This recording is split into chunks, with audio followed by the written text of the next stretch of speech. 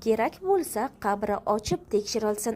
Qashqadaryodagi poliklinikada 9 yoshli qiz vafot etdi. Assalomu alaykum hurmatli tomoshabin. Kanalimizga xush kelibsiz.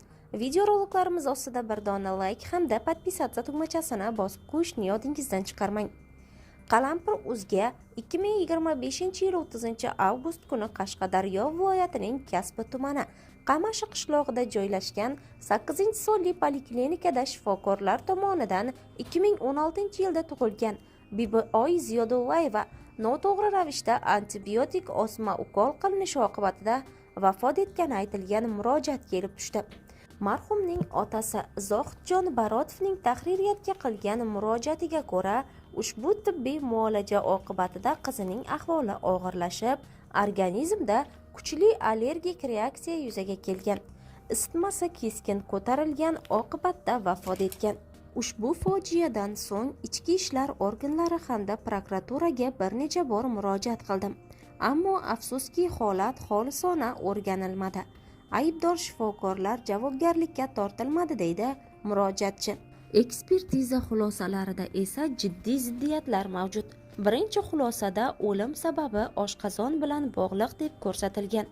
Ikkinchi xulosada yurak xastaligi, ya'ni yurak parogi qayd etilgan. Uchinchi xulosada esa jigar sirozi degan tashxis yozib berilgan. Aslida esa qizimga qilingan antibiotik osma ukol organizmda og'ir reaksiya chaqirib, uning o'limiga sabab bo'lgan deb hisoblayman. Bu tibbiy xatolik va bee'tiborlik oqibatida sodir bo'lgan fojia deydi qizning otasi Barotov. Qalampir.uz sudga oid tibbiy ekspertiza bilan tanishdi.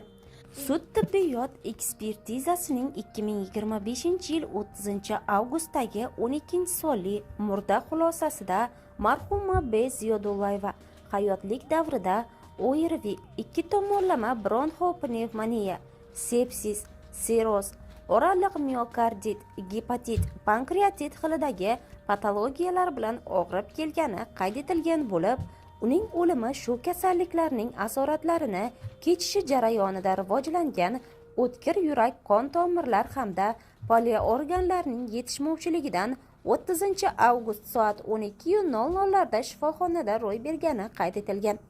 Ammo marhumaning otasi ushbu xulosalarni keskin rad etib, qizi sog'lom bo'lgani, faqat o'sha kuni banan yeb, ortidan suv ichgani uchun qorni og'rib, poliklinikaga borishganini, bungacha qizining sog'lig'ida hech qanday muammo bo'lmaganini aytmoqda.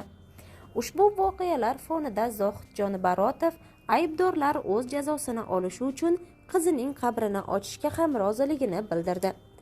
Bosh prokuratura matbuot kotibi Hayot Shamsuddinovning Qalampir.uzga ma'lumot berishicha, mazkur holat yuzasidan Kasbi tumani prokuraturasi tomonidan tergovga qadar tekshiruv harakatlari olib borilib, natijasiga ko'ra 30-avgustda O'zbekiston Respublikasi Jinoyat protsessual kodeksining 83-moddasi 2-bandiga asosan jinoyat ishi qo'zg'atishni rad qilish haqida qaror qabul qilingan.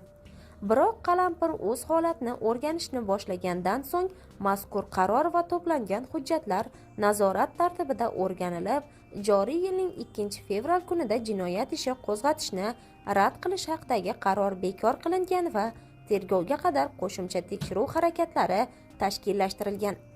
Qalampir.uz marhumning oila a'zolari va yaqinlariga ta'ziya bildiradi.